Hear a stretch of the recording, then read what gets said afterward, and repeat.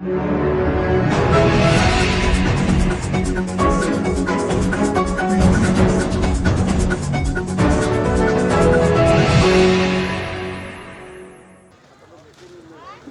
कांसीराम साहब इनके चलचित्र पर माल्यार्पण कर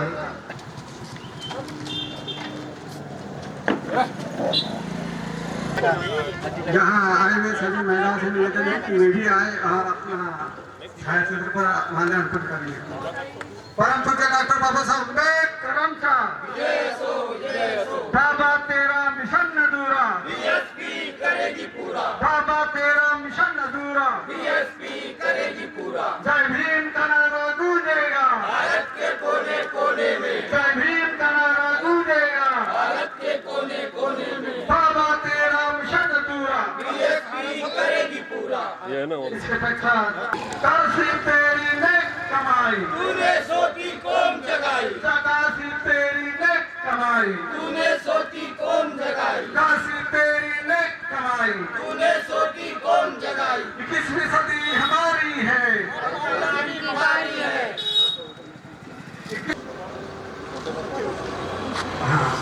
महासचिव पद पर श्याम कौरताई इनसे भी मैं अनुरोध करता हूँ कि वे आए। सर तुम्हें हो गया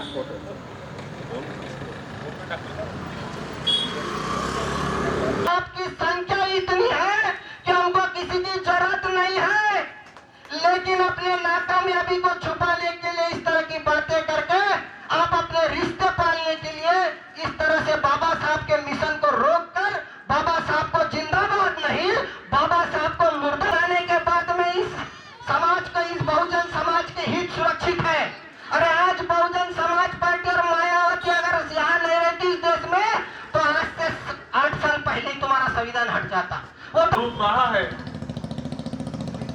ये अलग बात है कि उन्होंने अपने परिवार खोए, अपनी जिंदगियां खोई, अपने रिश्ते नातों को खोया।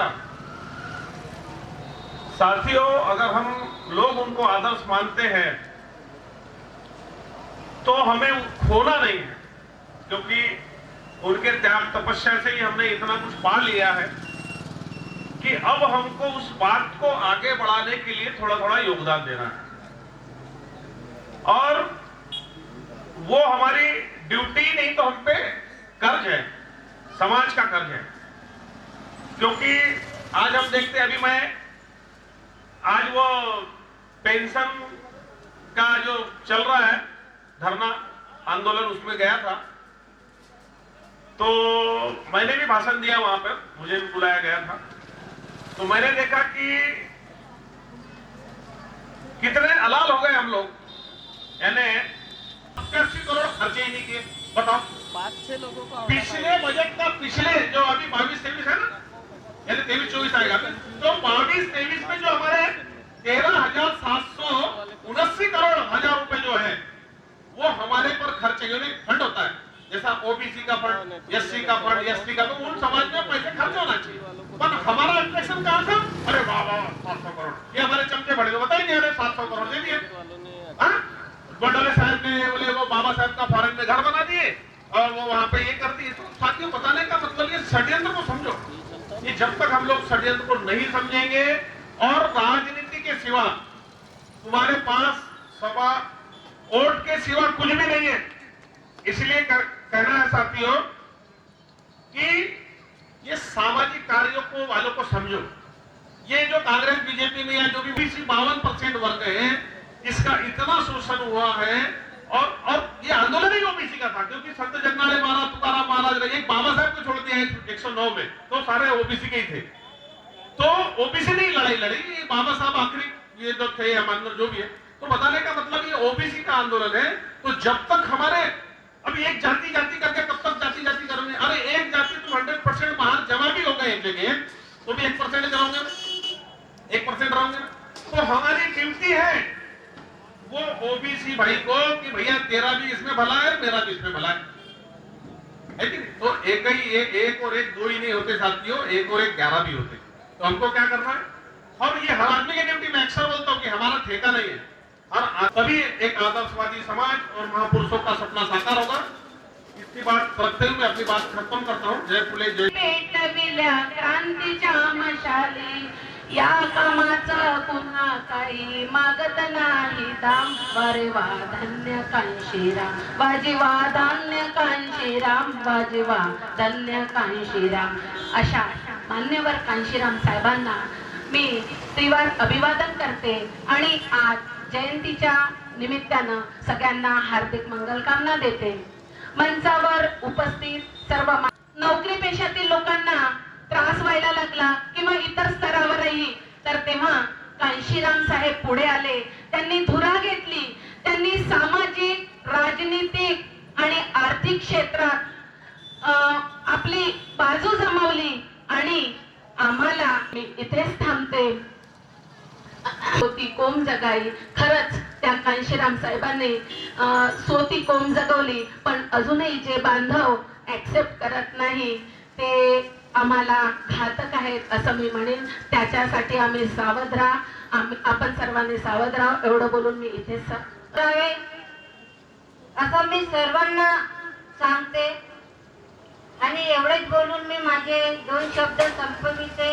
यांच्या जयंती निमित्त सर्वांना माझ्याकडून सप्रेम अभिवादन. मला जास्त काही म्हणायचं नाहीये. आपण सर्व नेते जेही काही आहोत इथे आणि जेही काही बोलतो, आपण फक्त बोलून जातो. बरोबर आहे. या माझ्या मताशी कोणी सहमत आहेत का? आपण फक्त म्हणतोय पण आपण समोर येऊन कुठलंही कार्य करत नाही. आज जेव्हा आम्ही कलेक्शनला जातो त्यावेळेस आम्हाला जे नौकरीवाले असतात ते सुद्धा म्हणतात, आज ये देश की तीसरे नंबर की पार्टी है और हम लोग, आप सब लोग मिलकर इसे पहला नंबर करने की कोशिश कर रहे साथी.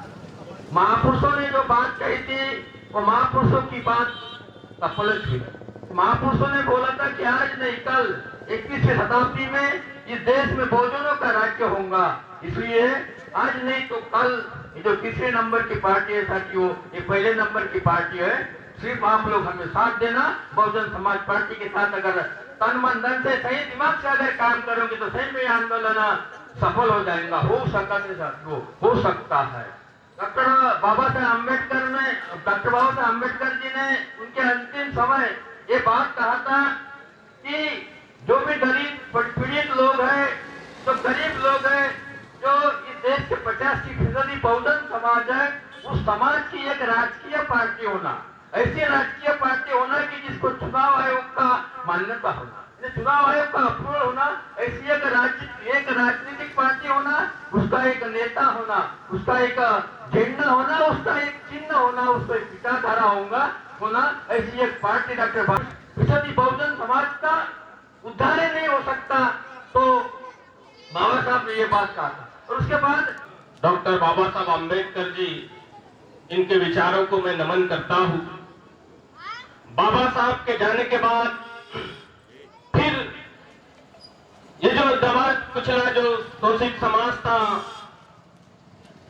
तो बाबा साहब के बाद अगर इस समाज को हक अधिकार की लड़ाई लड़ने वाले और अधिकार दिलाने वाले ऐसे मान्यवर साहब कांशीराम, इनके भी विचारों को मैं नमन करता हूं. सांसद, और आज 84 सांसद है. एक भी सांसद बजट के जब बहस होता है और हमारे सिर्फ और सिर्फ एससी के हक अधिकार के बारे में एक शब्द नहीं निकाल सकते, तो आप सोचिए क्या बार बार आप इन मनुवादी लोगों में से, जो हमारे जो लोग हैं, जो चुने हुए जाते हैं, बार बार हम लोग जिन्हें चमचे भरवे बोलते हैं, कई लोग बोलते हैं कि ऐसा नहीं बोलना चाहिए, तो क्या करें फिर? क्या बोले उन लोग? कई लोग डिप्रेशन में आके सुसाइड कर रहे हैं. कौन जवाब देगा इसका? हम छोटी छोटी सीटों के लिए, पार्षद की सीट के लिए, एक जगह के लिए मुझे बोलना नहीं चाहिए, पर मैं बोलूंगा. एक जगह के लिए 10-10 मार खड़े होते हैं. ये दौरा के उन्हीं चोर लोगों को चुन के दिए और किसके सामने गिड़गिड़ा रहे हो, भीख मांग रहे हो. और अगर ऐसा ही होता रहेगा तो एक दिन जरूर आएगा, आप लोगों का सब कुछ खत्म हो जाएगा. साथियों, आप चाहे करोड़ों कमा लो, शायद तो आपका टैलेंट जीरो है और बाबा साहब ने हमें अवसर दिया जिसको हम आरक्षण कहते हैं। अपील करूंगा कि आज के इस समारोह में जो काशीराम जी का जो सपना था, जो हमको जो संगठन बनाने का जो काम दिया है, उसको गांव-गांव, गली-गली पहुंचाकर मान्यवर काशीराम साहब के सपनों को हम पूरा करेंगे। ऐसी बात कहते हुए मैं अपने वाणी को विराम देता हूँ। जय भीम, जय भारत। ये बात से बहुजन समाज पार्टी के संस्थापक माननीय कांशीराम साहब के जयंती के अवसर पर मैं सभी यहाँ मंच पर बैठे अतिथि से अनुरोध करता हूँ कि वे खड़े हो जाए। तो है उनसे भी अनुरोध करता हूँ कि वे भी अपने स्थान पर खड़े हो जाए। सिंबल नहीं दिए कुछ भी।